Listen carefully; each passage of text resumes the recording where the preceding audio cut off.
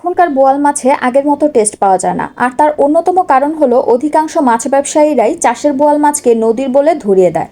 তবে আজকে এমন একটি রেসিপি নিয়ে হাজির হয়েছি যেটা ফলো করে রান্না করলে বোয়াল মাছ নদীর হোক অথবা চাষের টেস্ট পাবেন টান অন টান। তাহলে চলুন কথা না বাড়িয়ে শুরু করা যাক।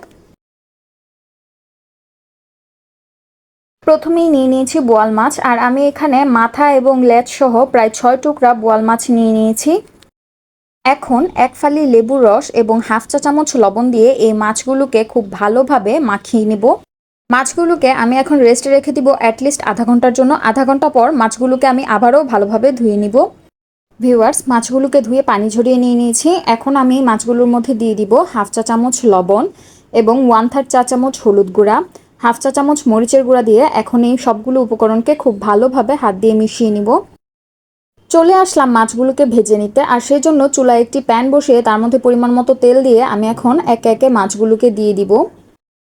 মিডিয়াম হিটে মাছগুলোকে আমি এখন ভেজে নিব, তবে অবশ্যই ঢাকনা দিয়ে মাছগুলোকে ঢেকে দিব, কারণ এই পর্যায়ে মাছগুলোর থেকে তেল ছিটকে এসে পড়তে পারে।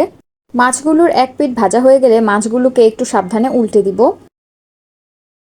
ভিউয়ার্স, মাছগুলোর দুই পিঠ ভালোভাবে ভাজা হয়ে গেছে। এখন আমি মাছগুলোকে চুলা থেকে নামিয়ে নিব। চুলায় আরেকটি পাত্র বসিয়ে তার মধ্যে দিয়ে দিলাম হাফ কাপ পরিমাণ সয়াবিন তেল। এখন এই তেলের মধ্যে দিয়ে দিব হাফ কাপ পরিমাণ পেঁয়াজ কুচি, আর এখন পেঁয়াজটাকে নেড়ে চেড়ে লাইট ব্রাউন হওয়া পর্যন্ত ভেজে নিব। পেঁয়াজগুলো লাইট ব্রাউন হয়ে যাওয়ার পরে এখন আমি এর মধ্যে দিয়ে দিব হাফ কাপ পরিমাণ পানি, আর এখন আমি এই পানিটার মধ্যে সবগুলো মশলা দিয়ে দিব। প্রথমেই দিয়ে দিব 1/3 চা চামচ হলুদ গুঁড়া, 1 চা চামচ মরিচের গুঁড়া। মরিচের গুঁড়া আপনারা আপনাদের প্রয়োজন অনুযায়ী বাড়িয়ে কমিয়ে নিতে পারেন। হাফ চা চামচ ধনিয়া গুঁড়া, হাফ চা চামচ জিরার গুঁড়া, স্বাদ মতো লবণ, 1/4 চা চামচ আদা বাটা এবং 1/4 চা চামচ রসুন বাটা। সবশেষে দিয়ে দিব খুব সামান্য পরিমাণ টমেটোর সস। এর চেয়ে বেশি দেওয়া যাবে না, তাহলে কিন্তু তরকারিটা মিষ্টি হয়ে যাবে। সো খুবই সামান্য ব্যবহার করতে হবে। আর এখন আমি সবগুলো উপকরণকে খুব ভালোভাবে নেড়েচেড়ে মিশিয়ে নিব। মশলাগুলো ভালোভাবে মিশিয়ে নেওয়ার পরে এখন আমি মাছগুলোকে সেই মশলার মধ্যে দিয়ে দিব, আর চুলার আগুনটা কিন্তু এখন মিডিয়াম লো হিটে থাকবে। একটি ঢাকনা দিয়ে ঢেকে মিডিয়াম লো হিটে আমি এখন মাছগুলোকে কুক করব যতক্ষণ না পর্যন্ত ঝোলটা শুকিয়ে আসছে এবং তেলটা ভেসে উঠছে। মাঝে মাঝে ঢাকনা তুলে মাছটাকে একটু নেড়ে দিতে হবে যেন নিচ দিয়ে লেগে না যায়।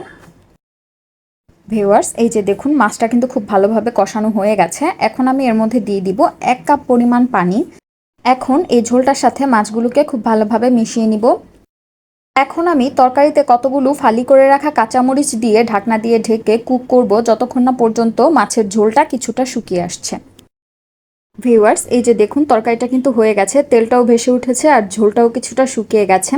এই পর্যায়ে আমি দিয়ে দিব কিছু কুচি করে রাখা ধনিয়া পাতা, আর তরকারিটাকে চুলা থেকেও নামিয়ে নিব।